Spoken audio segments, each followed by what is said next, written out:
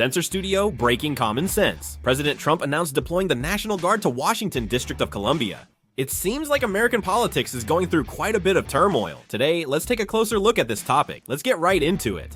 At an August 11 press conference, President Trump said he would deploy the National Guard to boost security in Washington, District of Columbia. President Trump told the House Oversight Committee he will use Section 740 of the District of Columbia Home Rule Act to let the federal government take direct control. At the White House press conference, President Trump said illegal solicitors and homeless people have made Washington, District of Columbia's security situation uncontrollable, requiring drastic action.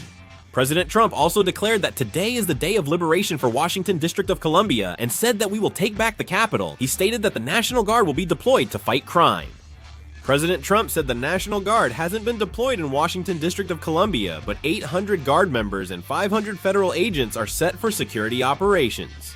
He also said the Washington District of Columbia Police Department will come under direct federal control. President Trump also added that from now on, the command of the Washington District of Columbia Police Department will be taken over by Attorney General Penn Bondi. Secretary of Defense Pete Hegseth said, Washington District of Columbia National Guard troops will be deployed in District of Columbia for a week under Army Secretary Dan Driscoll, and Special National Guard units may also be sent.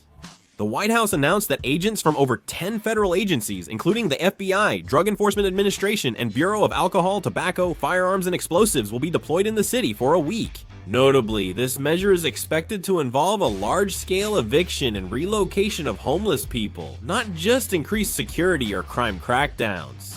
President Trump personally posted photos of homeless tent camps set up throughout downtown Washington, District of Columbia on his social media platform, Truth Social, stating that the homeless must leave these places immediately. He emphasized that while they would provide shelter for them, it would be in areas far away from the capital. This statement is seen not as a simple humanitarian move, but as a firm effort to eliminate the homeless from urban areas. Major United States media, including the Washington Post, report that 120 FBI agents are already investigating major parks, squares, boulevards, and areas with many homeless people.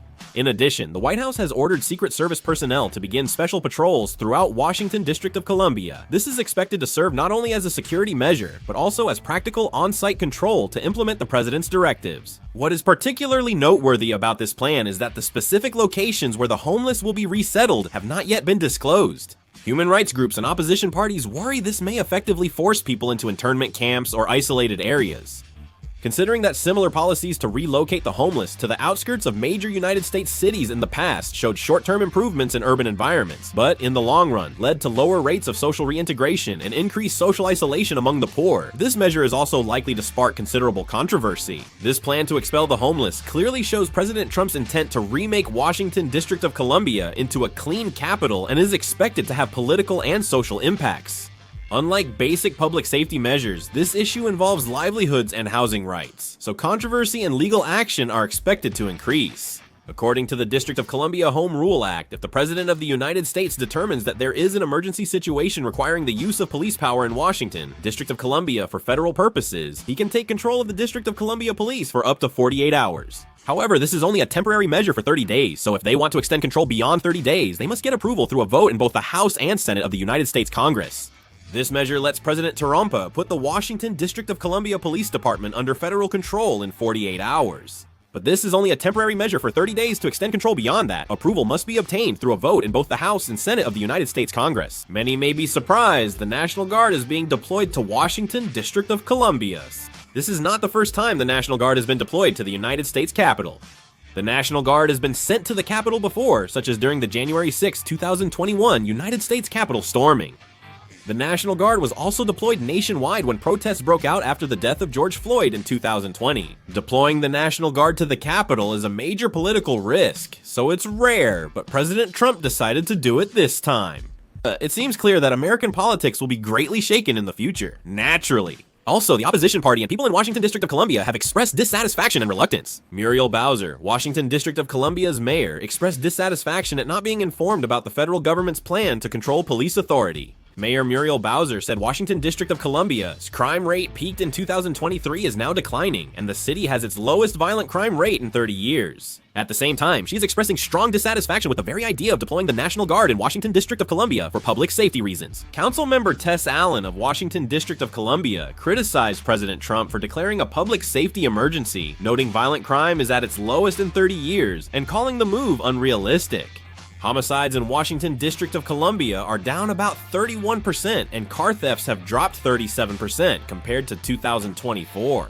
In recent years, the rate of violent crime has dropped significantly, so it is true that violent crime is at its lowest level in over 30 years. So there has been a lot of criticism about President Trump deploying the National Guard to Washington District of Columbia and putting the police under federal control. The main reason is a lack of justification. Why is President Trump acting so drastically? It appears to be due to a recent incident. On August 3rd, President Trump discussed Edward Corriston, a former United States Office of Government Efficiency official who was assaulted by 10 teenagers while stopping a robber in Washington District of Columbia. President Trump stated on Truth Social that crime in Washington District of Columbia is totally out of control. He said gang members randomly attack, rob, cripple, and shoot innocent citizens. This person, Edward Corriston, served as a senior advisor in various departments, including the Department of Homeland Security, the Federal Emergency Management Agency, and as an information technology advisor at the State Department. He appeared very dissatisfied and took drastic action, possibly with another motive.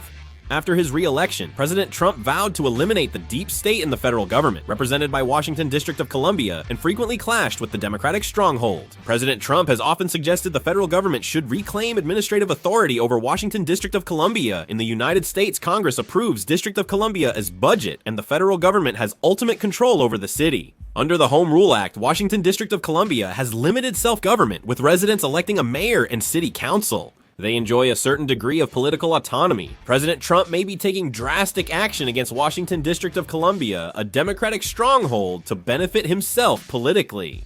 Just how much of a Democratic stronghold is Washington District of Columbia? Washington District of Columbia population, 700,000, had a Republican vote share of 4% in 2016 and 7% in 2024. It's probably an uncomfortable area for President Trump.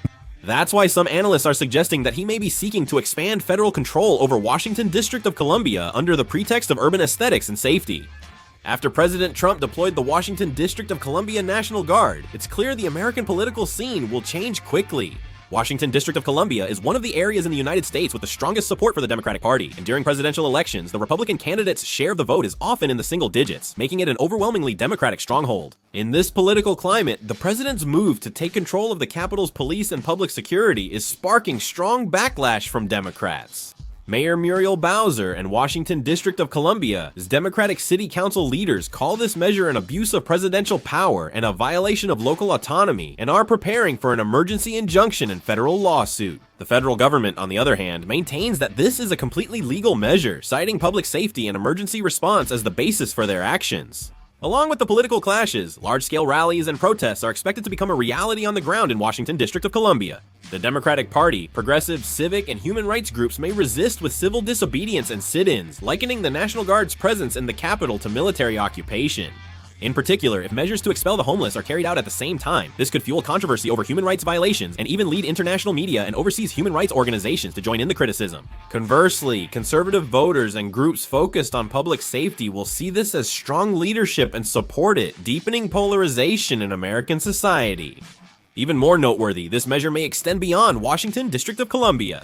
President Trump specifically mentioned in this announcement that he would deploy the National Guard not only to Washington District of Columbia, but also to major cities known for high crime rates such as Los Angeles, Chicago, New York, Baltimore, and Oakland. This is not simply a measure to strengthen security in the capital, but could become the first case of a nationwide security model that could be expanded to major cities across the country.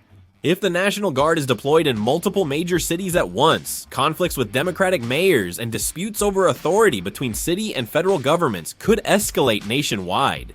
This could escalate beyond a regional political conflict and disrupt the political and social order across the United States. In the end, this situation is likely to be recorded as a major political event that goes beyond simple public security policy, testing the scope of presidential authority, the principles of federalism, and the limits of local autonomy.